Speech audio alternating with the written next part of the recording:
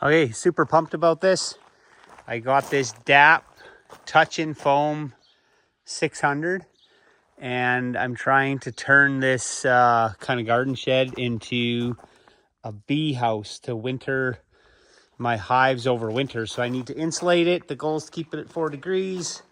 Gonna have to put a heater and an AC unit here, all that fun stuff. So more videos to come on that.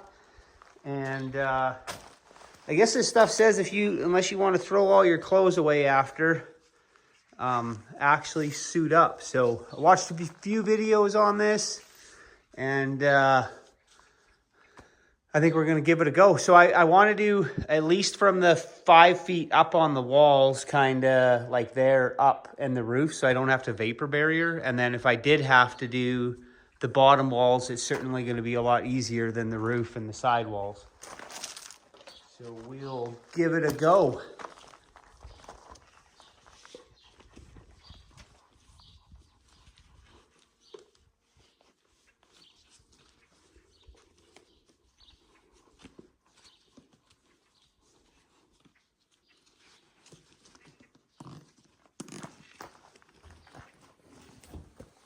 Look at me go all safety and stuff.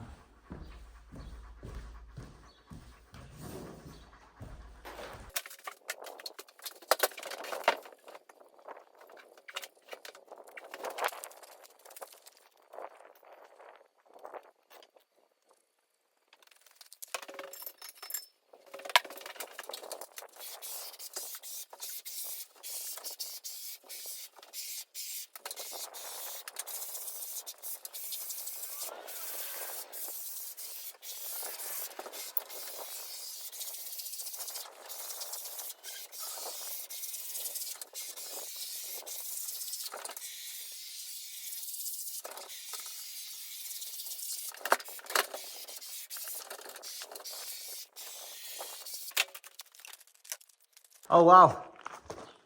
The film has been going for 45 minutes, so that took a little longer than I thought. And I'm a little bit torn to know, I think that $3 suit was a good idea, and the mask was a win. And then wherever I was dropping foam,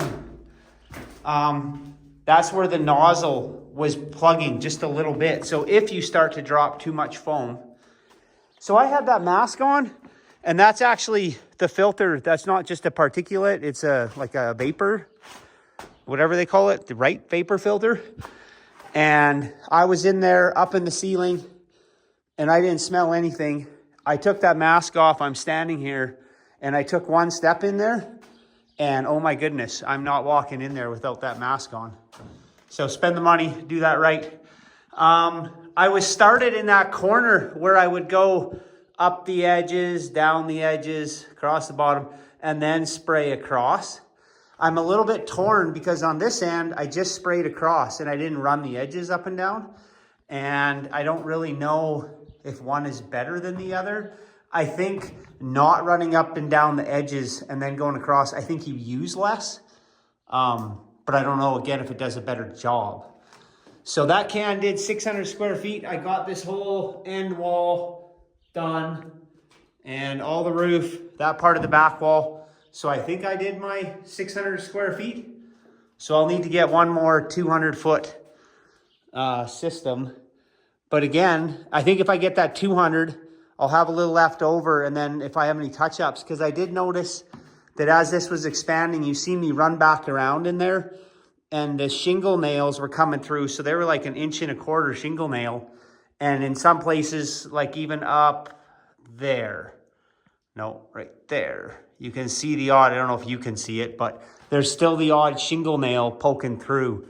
And I kind of wanted to have them covered up. So I would definitely say there's a few spots that I could run over and make thicker.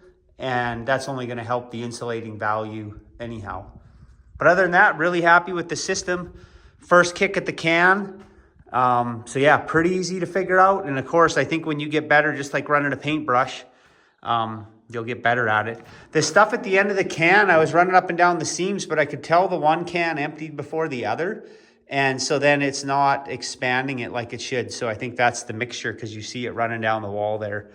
But again, I'll have to spray over all that. I'm assuming that plastic on the floor is a good deal. I don't know how hard this stuff is to get off after, but whatever.